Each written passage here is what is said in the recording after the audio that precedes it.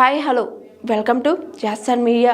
EMI కట్టలేదని దాన్ని తీసుకెళ్లారు. ఎన్నో కష్టాలు చూసా ఎమోషనల్ అయిన జబర్దస్త్ నరేష్.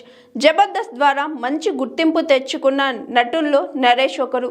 ఈ కామెడీ షో ద్వారా చాలా మంది పాపులర్ అయ్యారు. వరుసగా టీవీ షోలతో ఫుల్ బిజీగా ఉన్నాడు నరేష్. అలాగే పలు ఇంటర్వ్యూలను పాల్గొంటూ ఆసక్తికర కామెంట్స్ చేశారు. తాజాగా నరేష్ ఓ ఇంటర్వ్యూలో పాల్గొని ఆసక్తికర కామెంట్స్ చేశాడు నరేష్. ఈ ఇంటర్వ్యూలో నరేష్ తన పెళ్లి గురించి, కాబోయే భార్య గురించి ఆసక్తికరంగా చెప్పుకొచ్చాడు. తనకు పెళ్లి చేసుకొని 2 పిల్లలతో ఒక సంతోషకరమైన కుటుంబాన్ని పోషించాలనే కోరిక ఉందని తెలిపాడు. అతనికి ఇంట్లో వారు సరైన సంబంధాలు చూస్తున్నారని, కట్నాల పట్ల ఆసక్తి లేదని, అమ్మాయి అడిగితే తానే కట్నం ఇవ్వడానికి సిద్ధంగా ఉన్నానని సరదాగా అన్నాడు నరేష్.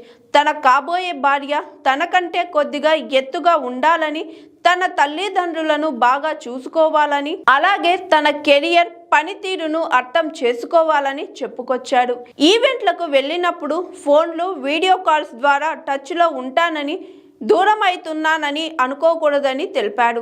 ఇటీవల ప్రోమోలో చూపించిన పెళ్లి చూపులు కేవలం ఒక స్కిట్ కోసమేనని, అది నిజం కాదని నరేష్ స్పష్టం చేశాడు. తన కష్టమంతా తన కుటుంబం కోసమేనని, వారు బాగుండాలని తెలిపారు. దీపం ఉన్నప్పుడే ఇల్లు చక్కదిద్దుకోవాలనే నానుడిని ప్రస్తావిస్తూ ప్రస్తుతం తనకు లభించిన అవకాశాలను సద్వినియోగం చేసుకొని ఆర్థికంగా స్థిరపడాలని చూస్తున్నట్లు చెప్పాడు నరేష్.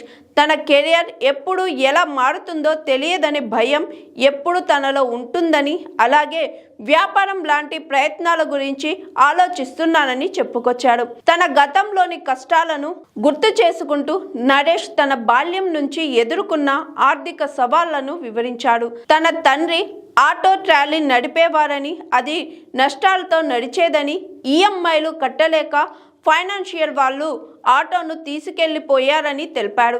తనకు ఒక చిన్న షాప్ ఉండేదని, అది కూడా ఇంట్లో పరిస్థితులు బాగాలేక అమ్ముకోవాల్సిన పరిస్థితి వచ్చిందని చెప్పాడు. తన కుటుంబం ఆర్థికంగా చాలా కష్టాలు చూసిందని తెలిపాడు. ఈ కష్టాల నుంచి ఇప్పుడు బయటపడ్డాం. తన కుటుంబం మళ్ళీ అలాంటి పరిస్థితుల్లోకి వెళ్ళడం తనకు ఇష్టం లేదని పేర్కొన్నాడు నరేష్.